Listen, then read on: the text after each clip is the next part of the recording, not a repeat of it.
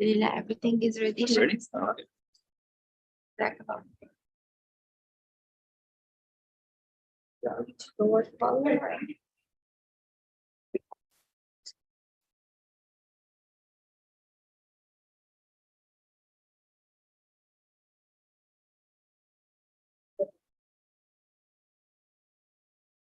All right, let's get started, inshallah. Bismillah ar-Rahman ar-Rahim. Alhamdulillah. Wassalatu wassalamu ala Rasulillah. Wa ba'd. All right, so we're continuing from section 23, which begins with verse 183. So just as a reminder, last week we've been talking about the definition of what is righteousness. What does it mean to be pious? And we talked about what is the retaliation for murder, and we talked about the bequest when it comes to inheritance. No problem. Oh.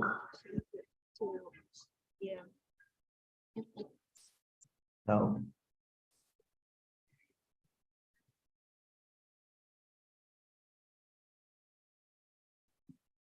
Good. Okay. Shall we? All right. So that's what we talked about last week. So we talked about what is real piety, comprehensive understanding of Islam. Number two, we talked about retaliation for murder, which was qisas. And we talked about wasiyah, which is the bequest that you leave for family members in a will. So now we're moving on. So Allah has been talking about certain rules for the Muslim community. So if you remember, the first part of the surah talked about the children of Israel, and it talked about how they're being replaced. And now we're talking about how the Muslim community is going to be formed. They're in the city of Medina now, and they're talking about the rules of what are going to be needed for a strong, solid Muslim community. So from verse 183, after A'udhu Billahi Min Shaitanir Rajim, Allah says, Ya ayyuhallazina amanu kutiba alaykumus siyam. Believers, fasting is prescribed for you.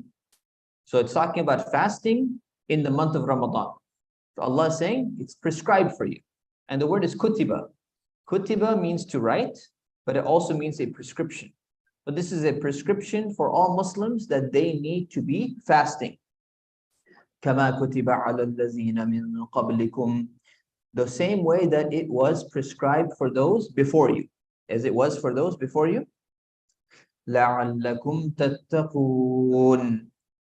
So that you might become mindful of Allah. So what the parentheses are a little bit off here.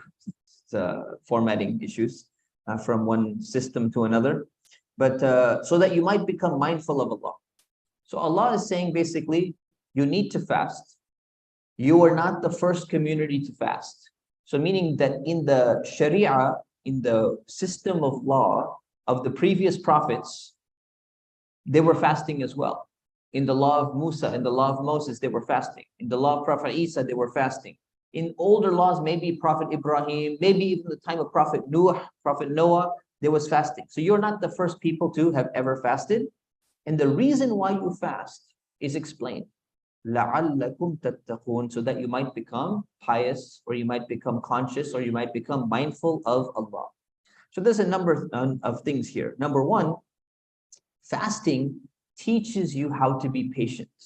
It teaches you how to persevere through the challenges that you're going to face in life. And it also helps you to become more pious by exhibiting self-discipline in your life. This is something that everyone needs. And this is an exercise in discipline. And what fasting is when you fast, you're resisting temptations which are known to be the desires of the flesh: eating, drinking, and physical intimacy. These are basically the animal instincts of people, right? This is what animals do. Animals hungry or thirsty, doesn't matter where it is, they're just gonna go and grab it. Doesn't matter whose property it is or whatever, they're gonna eat. They're gonna drink when they're hungry. And if they want to, do some type of, behavior, engagement, illicit relation, it's no illicit relations among animals, but they want to have like a physical intimacy or whatever, they're gonna go do it. So what differentiates animals from humans? Right? It's not physical strength, and it's not special abilities. Dolphins have like sonar and so many things that human beings don't have. What differentiates us is the ability to, as we saw in the story of Prophet Adam, differentiates us in the ability to think and understand, and it also differentiates us in our moral code. Now, of course, I guess today, perhaps some animals are more moral than some humans, which is a sad reality. No, but the difference is there's supposed to be a level of control, system, morality, organization that's supposed to be there among human beings. So this differentiates us, and it teaches us to control those animal instincts and those desires of the flesh for a period of time. So fasting is there in many religions, the religions of the prophets, as well as even false religions. Even religions that people have made up and they just came up with it, even those people had the concept of fasting built in. So if you look at many different religions throughout history, some of them originally divine, some of them man-made. What you find is fasting exists in all of them because everyone understands the important need for developing a level of self-control in your life. And then Allah says, أَيَّامًا مَعْدُودَاتٍ. So here. Can you see this bar or you can't see this bar? You can see this thing? Okay. Let me put this thing away. That's fine. Let it float there. Okay. Oh, there. أَيَّامًا مَعْدُودَاتٍ. Fast a specific number of days. So أَيَّامًا مَعْدُودَاتٍ means a numbered days. Okay, the parentheses are all messed up here, by the way. So the parentheses got inverted because I did right formatting for Arabic text, and then Google has fixed a lot of issues, except this issue, but it converts it the wrong way. But the parentheses should be specific number of days. So fast a specific number of days. أَيَّامًا مَعْدُودَاتٍ. So Allah is saying that you don't have to fast every single day, and you don't just fast whenever you want. There are specific days where you're going to be fasting. Let me move this away too. Okay. فَمَنْ كَانَ مِنْكُمْ مَرِيضًا أَوْ عَلَى سَفَرٍ فَعِدَّةٌ مِّنْ أَيَّامٍ أُخَرٍ. Whoever of you is sick or on a journey, then an equal number of days, right? Meaning that you fast if you're traveling or if you're sick and it's very difficult for you to fast, then you can fast an equal number of days after the month of Ramadan is over, which tells you what?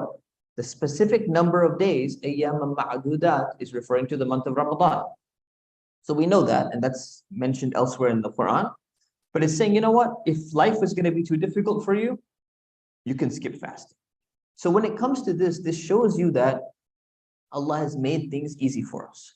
The number of days in the month is going to be either 29 or 30, depending on the lunar phase. Ramadan is a month in the lunar calendar. So it's going to be a month, 29 or 30 days, people are going to be fasting. But if you're sick and you're significantly sick, you have the option to skip fasting. If you're very, very sick and your body's going to be harmed, you should skip fasting. If you're just a little bit sick, you're like a little bit of a sore throat, and it's like a 9-hour fast, it's in the winter and all that, you probably could keep the fast. It's better too, but you still have the license, you have the option to skip it. And if you're traveling, there's two types of travel, right? There's like that really long, difficult travel, and then there's like the little tiny journey, you're sitting in your first class seat, you have people coming to you and all that stuff. If it's really easy for you, if travel is super easy for you, then it's better to fast. But you still have the option. If you are in one of these two situations, you have the option to skip. But if it's very easy for you, it's better to do it. And if it's very difficult for you, it's better not to do it. But some people, they're going to go hardcore anyways, right? They're going to do it anyway. So you need to make that decision yourself. You have some leeway in that. وَعَلَى الَّذِينَ يُطِيقُونَهُ فِدْيَةٌ طَعَامُ مِسْكِينٍ. For those who can only fast with extreme difficulty, then substitution can be made. Right? So how do you substitute? By feeding a poor person. So feeding a poor person means every single day of fasting that you miss, you're going to feed a poor person for that day. So if you can fast with extreme difficulty, we're talking about people who have diabetes, people who have some kind of chronic illness, people who have something where it's very very detrimental to their health to be fasting, or it's very difficult to be fasting, then what do? Well, there's two types of people. The first type of person, it says the one who's sick. The one who's sick, meaning with a temporary illness, what are they going to do? They're going to make up the same number of days after Ramadan is over. So they have to complete the number of days and make it up later.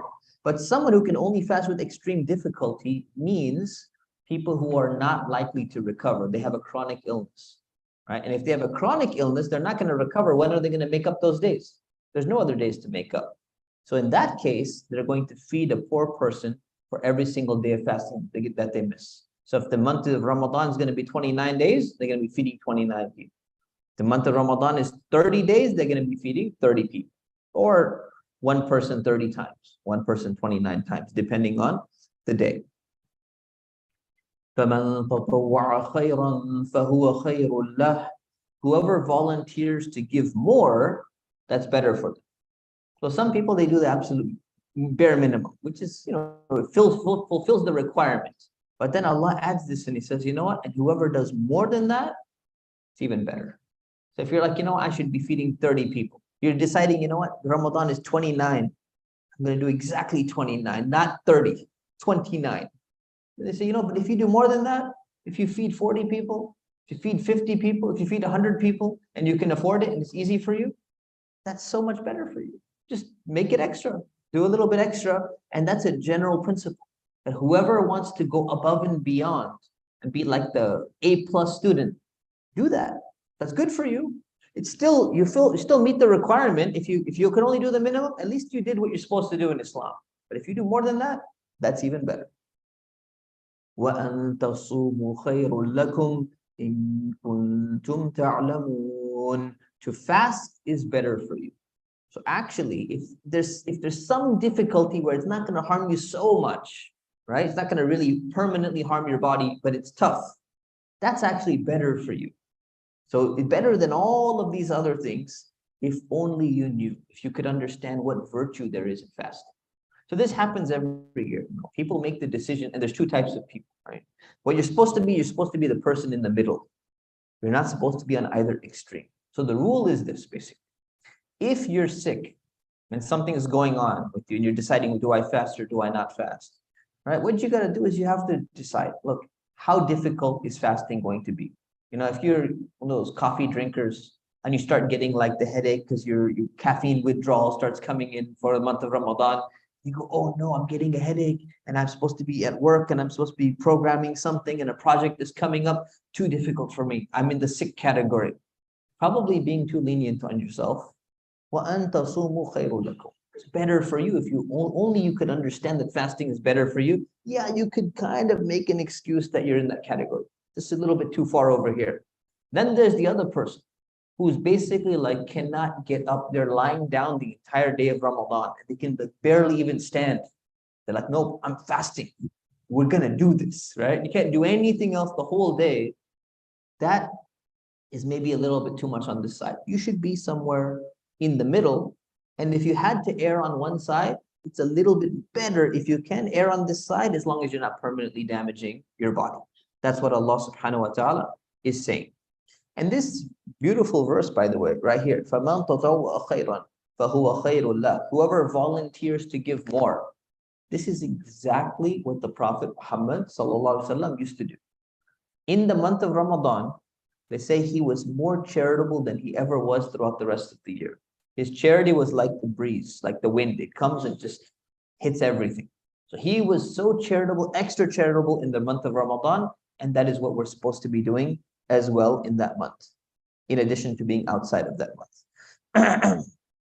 The next verse, let's move this so you can see it. All right. شهر رمضان الذي أنزل فيه القرآن هدى للناس وبينات من الهدى والفرقان. Ramadan is the month in which the Qur'an was revealed as a guide for humanity. Right? It's a huda linnas. It's a guide for all people with clear proofs. وَبَيِّنَاتٍ مِنَ الْهُدَى.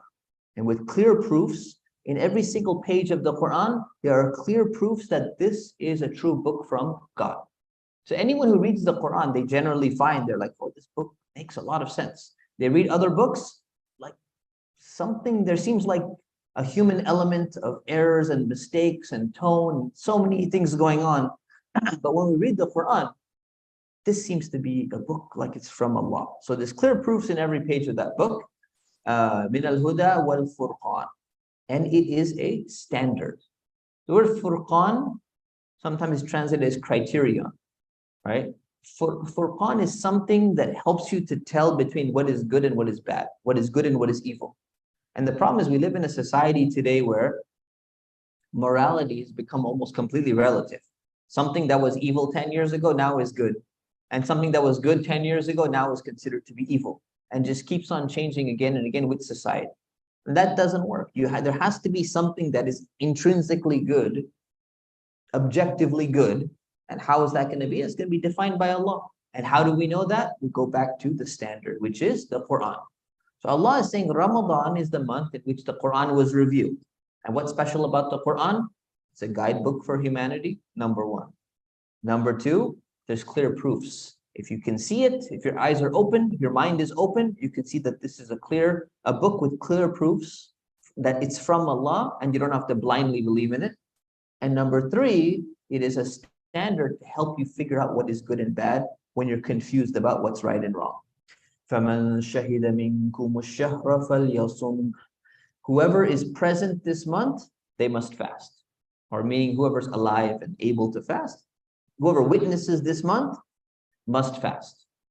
So you see the Quran is connected to the month of Ramadan, which is the month of fasting. All three of them are connected. So you're supposed to be fasting a number of days. Which days? The month of Ramadan. Why the month of Ramadan? Because it's the month in which the Quran was revealed. What's so special about the Quran? It's the guidebook for people. There's clear evidence for it. And it helps you differentiate. It helps you tell what's good and bad in the world, because you need that. All connected. So whoever's there, they should fast. وَمَنْ كَانَ مَرِيضًا أَوْ عَلَى سَفَرٍ فَعِدَّةٌ مِّنْ أَيَّامٍ أُخَرٍ. Whoever is ill or on a journey, then they must fast an equal number of days. Again, referring to after Ramadan. So it repeats the same thing again in a different context here. So it's saying, you know what, you must fast, but then remember, if you're sick or ill or you're on a journey, you can go ahead and make up those days later on. يُرِيدُ اللَّهُ بِكُمُ الْيُسْرَ وَلَا يُرِيدُ بِكُمُ الْعُسْرَ. Allah wants ease for you, not hardship. So the reason why it's repeated is to clarify this principle here. Allah doesn't want to make your life difficult. Someone will come along and say, you know, why do we have to fast, this and that and all that stuff? Fasting was there to help you gain piety. لَعَلَّكُمْ تَتَّقُونَ. It's mentioned in the previous verse. So you can become pious. How do you become pious? Through self-discipline and learning patience. So you say, well, but it's so hard. Allah does not try to make it difficult for you. He wants you to learn discipline so that you can become a pious person. You can become successful in the things you want to do in your practice of Islam. So how do you know that He doesn't desire difficulty for you? Because He gave you exceptions. He gave you the exception of if you're traveling, you don't have to fast. If you're sick, you don't have to fast. If you're chronically ill, you don't even have to make up that fast. There's a lot of leeway in that. So Allah wants good for you. He doesn't want hardship for you. وَلِتُكْمِلُوا الْعِدَّةَ وَلِتُكَبِّرُوا اللَّهَ عَلَى مَا هَدَاكُمْ وَلَعَلَّكُمْ تَشْكُرُونَ. So that you may complete the specified period. Right? Meaning, like, what exactly does Allah want? He wants ease for you, and He wants you to complete the number of days. That's why He made it easy. To finish the number of days that you're supposed to do, even if you have to make them up later on. وَلِتُكَبِّرُوا اللَّهَ عَلَى مَا هَدَاكُمْ. And so that you can declare the greatness of Allah for guiding you. Right? For guiding you to make up these missed days that you're going to be. You're still pronouncing the greatness of Allah. وَلَعَلَّكُمْ تَشْكُرُونَ. And so that you might become grateful. Right? So you become thankful. You become grateful to Allah that He's actually, allowed you these concessions. Like the idea of Allah making things easy for you, you should be thankful for that, because He could have made it difficult. Some religions are extremely difficult. Some ways of life and codes of life, they're very challenging. Islam is not. It requires some effort. It requires some patience. but it's not overburdening. And that's something that we should thank Allah for. The next verse. وَإِذَا سَأَلَكَ عِبَادِي عَنِّي فَإِنِّي قَرِيبٌ. When my servants ask you, referring to the Prophet, about me, then say, I am truly near. Okay, these parentheses got all messed up here. But basically, the Prophet's saying, when my servants ask you about me, people used to come to the Prophet and they say, you know what? Is Allah far or is Allah near? Does Allah hear everything or does he not hear everything? This idea of Allah being far or being omnipotent or being, immediate. I think there's a philosophical term for it. Forgot the term. But there's this idea, if Allah is transcendent, then he feels far away because he's transcendent of space and time and transcendent of over everything else. You say, well, that seems like very distant. Allah is like the creator of everything. When you hear all of that, Allah seems distant. But then when you hear other verses, say Allah is closer to you than your jugular vein. Allah hears everything. Allah sees everything. Allah knows everything you're doing. You say, oh, that language makes me realize Allah is near. So people were asking this, so is Allah near or is Allah far? Which one is it? The answer is, فَإِنِّي قَرِيبٌ. I am near. And it skipped the part where the Prophet is supposed to tell them. Right? So if my servants ask you about me, what it should have said was, tell them I'm near. It skipped that part to show how near Allah is, that he's responding directly without even being able to tell the Prophet. Even that part is skipped and is missing to show how near Allah is. It's like a form of eloquence. It's called balagha in Arabic. It takes a little bit of, reflection to appreciate it, but that's built into the verse. So Allah is near. He's close. He's going to listen to everything. أُجِيبُ دَعْوَةَ الدَّاعِ إِذَا دَعَانِ. I respond to one's prayer when they call upon me. So when you ask Allah for something, Allah is going to respond to you. Now the question is, someone's going to say, well, what do you mean respond? I don't always get exactly what I want. So responding to you doesn't mean you always get everything that you want at any time. This is not a genie with wishes. You just keep on rubbing the lamp and you get whatever you want. When you ask Allah for something, Allah responds. Allah is not ignoring that, but his response will either be immediate. Sometimes the response will be deferred. Sometimes the response will be directly getting you what you want. Sometimes the response will be indirectly getting you what you want. Because you may want happiness. Say, I want that thing to make me happy. That thing could cause you misery. Maybe that thing is not good for you. It's maybe the worst thing ever. You're like, but I want that thing. Is that what you really want? Or you want the happiness that you think that thing is going to give you? So if you're asking for that, what are you actually asking for? You're asking for some satisfaction or ease in your difficulty or this or that or whatever it may be. Allah knows what you actually want. And if you don't always get exactly what you want, it's because what you wanted was something else and Allah knew that. So He can respond indirectly to what you ask for as well. فَلْيَسْتَجِيبُوا لِي وَلْيُؤْمِنُوا بِي لَعَلَّهُمْ يَرْشُدُونَ. So they should respond to me, meaning the servants, right? It says, when my servants ask you, they should respond to me. How do you respond to Allah? By obeying Allah. So they should respond to me and they should believe in me so that they might be guided, right? Guided along the right path, the straight path, the path that's the correct way. The next verse. أُحِلَّ لَكُمْ لَيْلَةَ الصِّيَامِ الرَّفَثُ إِلَى نِسَائِكُمْ. It is allowed for you to be intimate with your wives during the nights preceding the fast. So it's important to understand the context of this verse here. So before this revelation, the scholars explain that in the beginning of Ramadan, in the beginning when fasting was first prescribed, Muslims were not allowed to sleep with their wives during the night of Ramadan. So normally you say, okay, fasting is in the daytime. What about at nighttime? At nighttime, you're allowed to eat. So you should be allowed to be intimate as well. They say, no, in the earlier period, you were not allowed to do that. So there was no eating or drinking after you have your dinner also.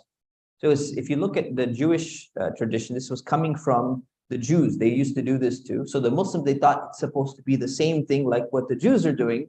So there was a time where the way that they were fasting, they would have like a fast break. Then afterwards, you don't eat, you don't drink, you don't have intimacy. They're saying, it's allowed for you to do this. You're allowed to do this, even though some of you thought that it was not allowed for you to do this. So then Allah explains the rule that you guys were mistaken.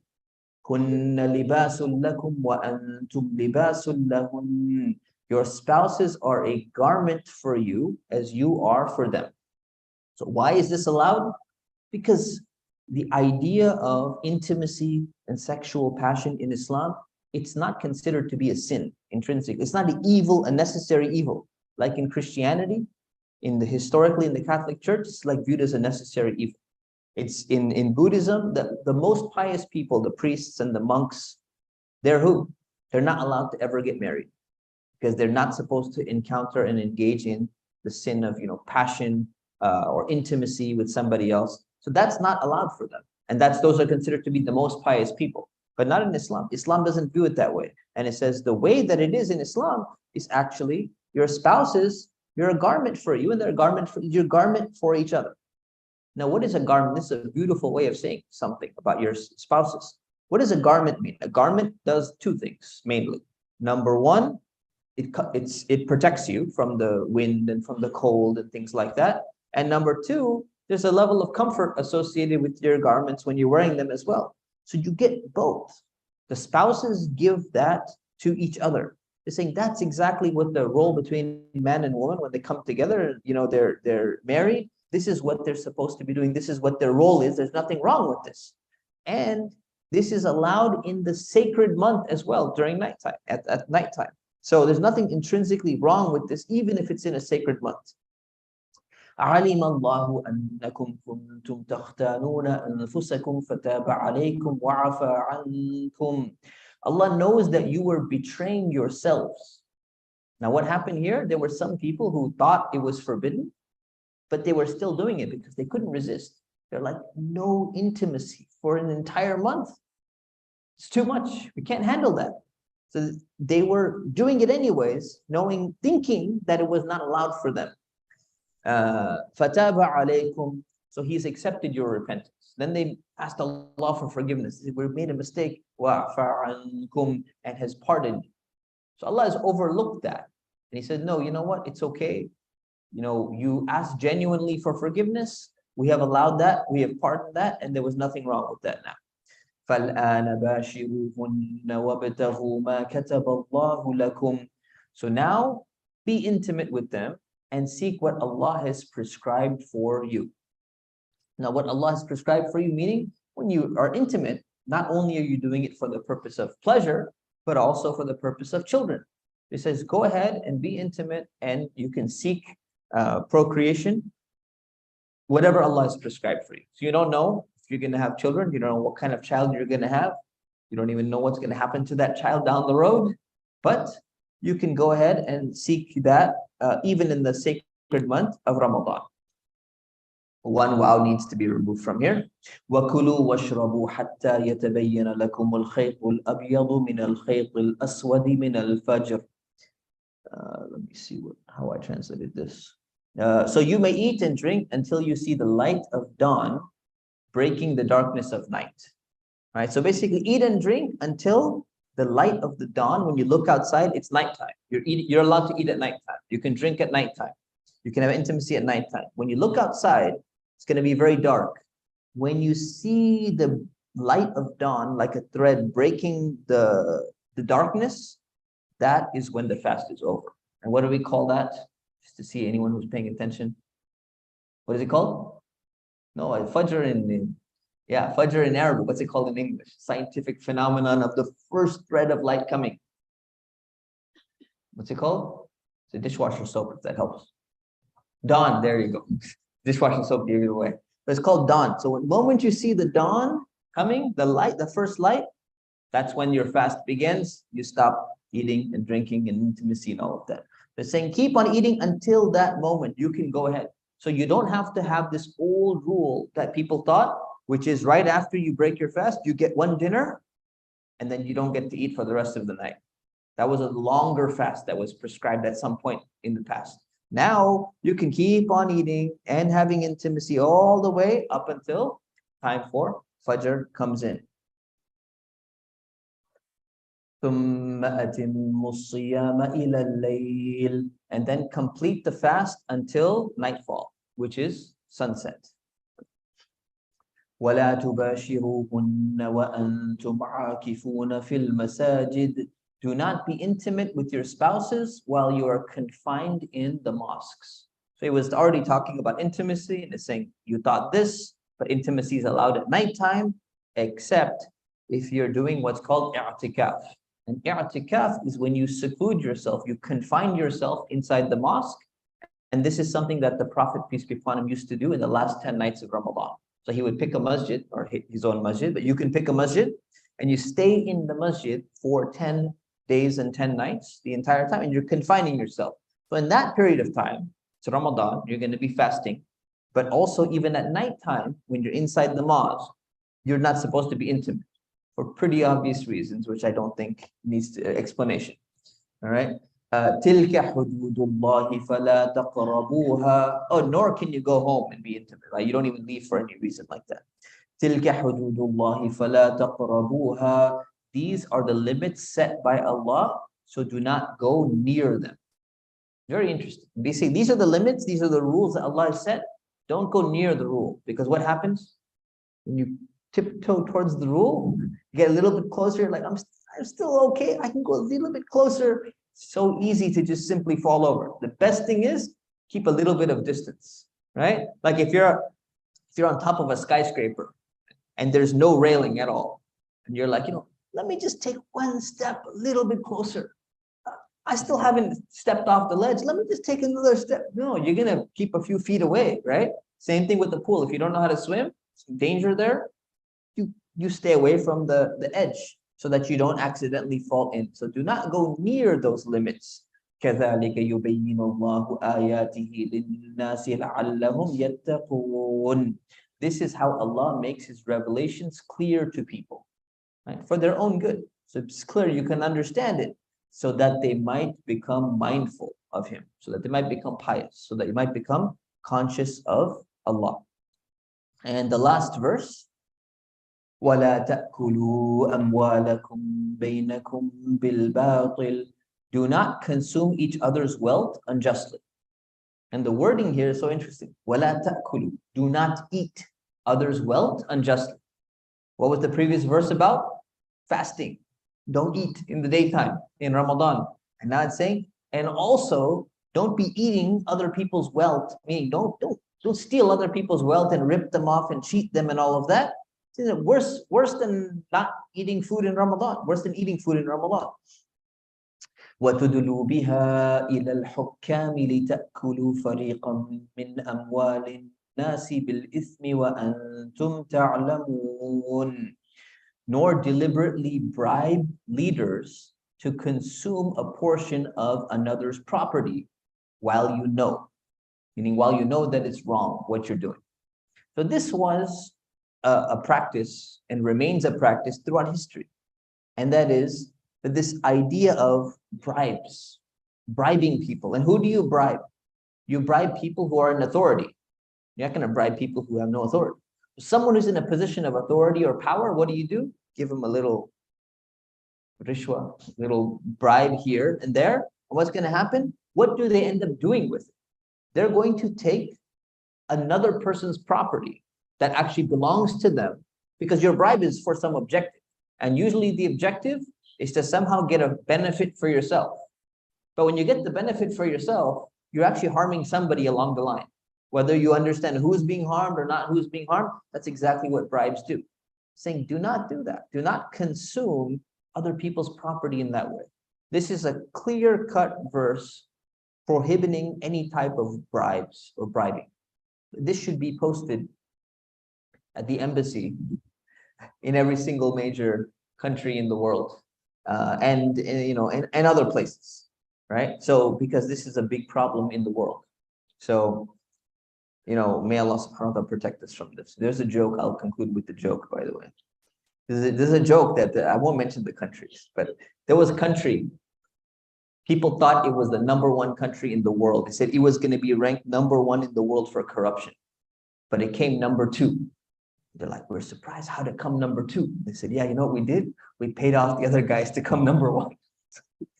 Anyways, so Allah subhanahu wa ta'ala here, he begins with this idea of having taqwa, and he ends with the idea of what is not taqwa. If you go back to the first verse, I won't scroll all the way back, but basically talks about fasting is prescribed for you, لَعَلَّكُمْ تَتَّقُونَ, so that you might become pious. And what is the end of the section that concludes with? This is the opposite of piety. This is how you get piety in the beginning. This is how you lose piety at the end of the section. So we'll leave it at that and we'll take questions. Inshallah. Yes, thumbs up. List of questions. Let's start with one. First one came to, I think it's like the you mentioned that Allah saying fast, just like how people before you fast. Why does Allah choose specifically here to mention because people before you did well? The reason why Allah mentions the people in the past have fasted as well, to show that it's not something newly invented, to show that it has a precedence. So it's not like something you should be surprised about. We'll come back to you, inshallah, if no one else, yeah.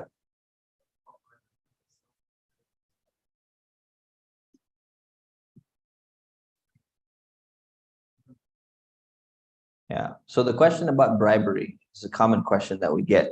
Is what if it's so embedded within culture, there's no way to avoid it?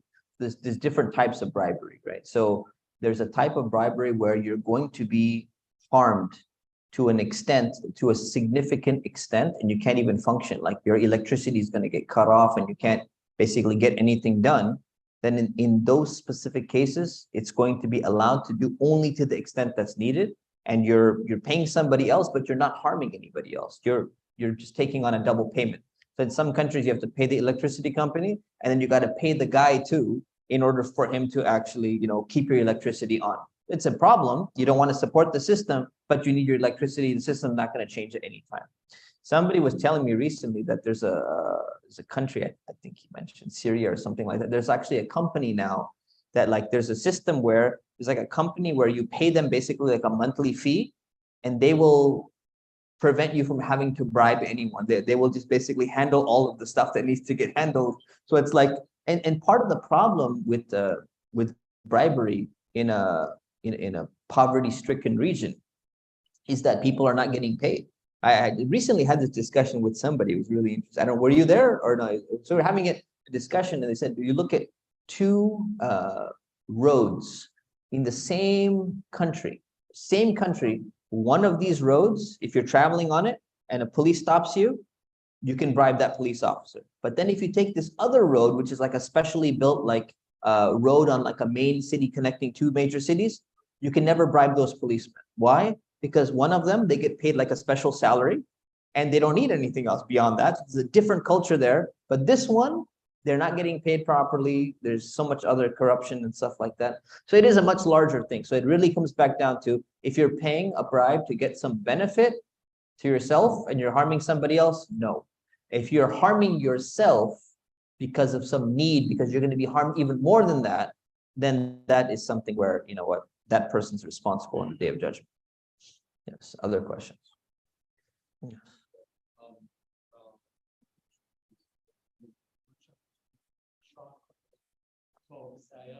I was told when I was that when you see the definition of the shah, the move, with the definition of the shahid, which stands for witness.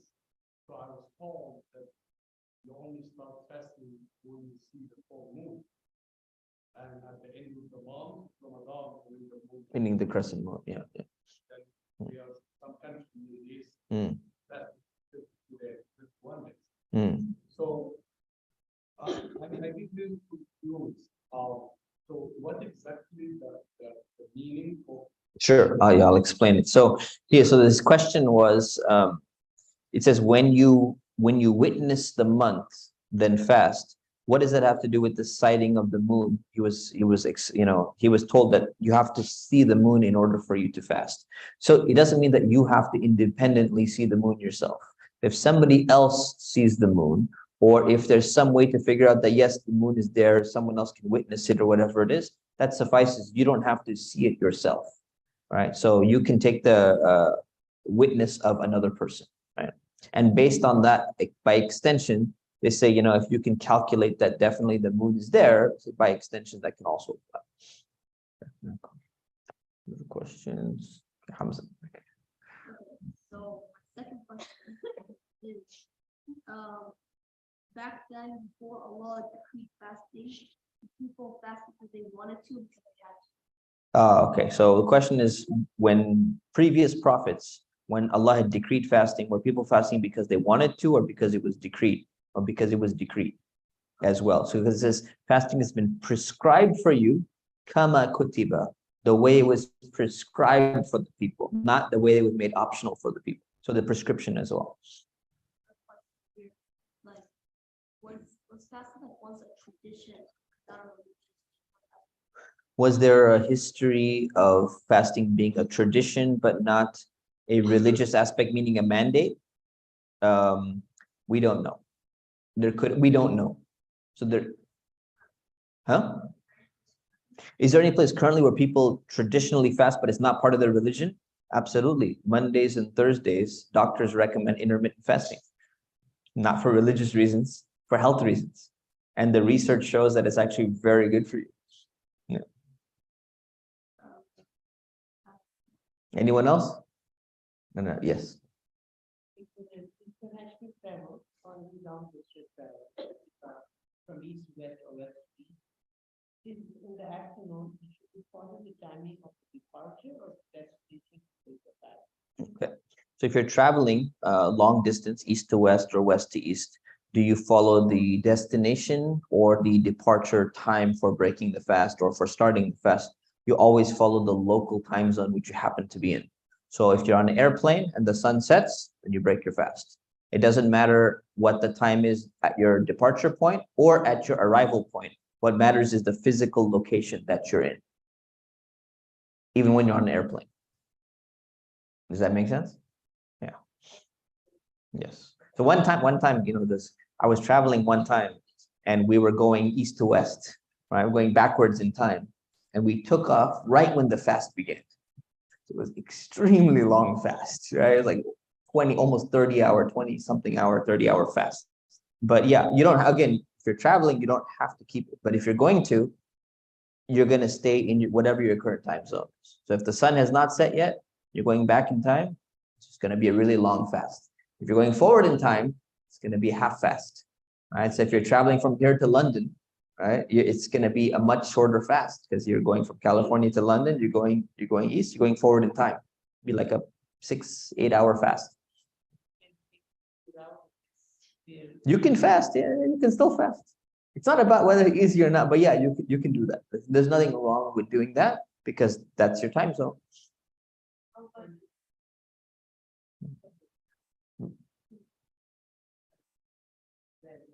So yeah, in Alaska and the extreme longitudinal regions, once you get past a certain time, there's no sunset at certain times, or there's no is it like sunrise, or it's all dark or it's all bright, basically. So what you do is there's two different ways to do that. Scholars have explained. One of them is to go to Aqrabuz Zaman, which is the last nearest normal time that existed in that land.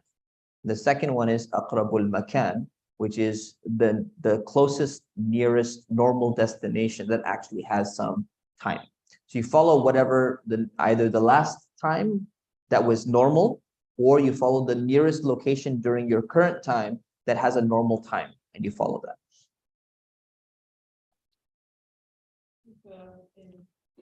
We do etikaf in the Masjid Nabawi, the Prophet taught.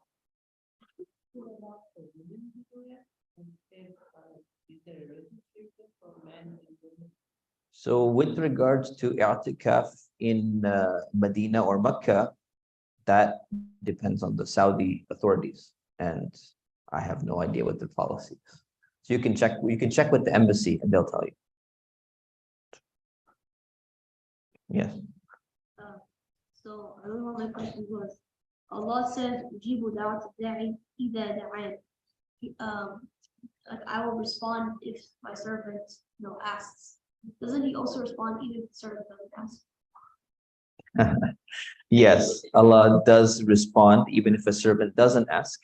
But there's a clearer response when he does ask. So if you have an intention, and whether you exhibit that intention or not, when you say respond, right, meaning Allah wants what's best for you, right?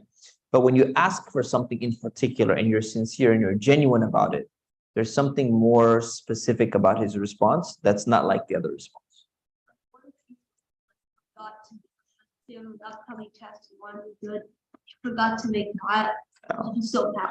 Yeah, so upcoming test, you forgot to make dua, but you want to do good, will Allah still help you, right? And you didn't specifically ask. Yeah, Allah will still help you as long as you're doing the right things. It just won't come into the linguistic category of being a response per se. Allah still wants good for you, if that's good for you. Right? Another one? Actually, I have two about bribing. Okay. So my first one is, how you said people normally bribe people to do something that like just benefiting themselves. Yes. What if, let's say, for example, you are the president. What if I were to bribe you to make you something good? What if you're bribing someone to do something good for the people? Then we wouldn't put it in the category of bribing. Put it in the category of positive gifting to encourage somebody to do something, right? Yeah. Last question is, what if somebody was bribing you, or no, like daring people normally like daring, right? If you go and do this crazy thing that will affect you and you only, then you'll earn but let's say it affects your health, for example. But you will earn a lot of money, but you really need that money. Would it be okay to? So somebody is going to dare another person to do something which could potentially harm them, but they could get money by doing the dare. A lot of money, but they could potentially harm them. That almost falls in the category of gambling, right? So probably best to avoid that. Okay? Inshallah. We'll leave it at that. Subhanakallahumma bihamdik. Ashhadu an la ilaha illa ant. Astaghfiruka wa atubu ilayk. Assalamu alaikum wa rahmatullahi wa barakatuh.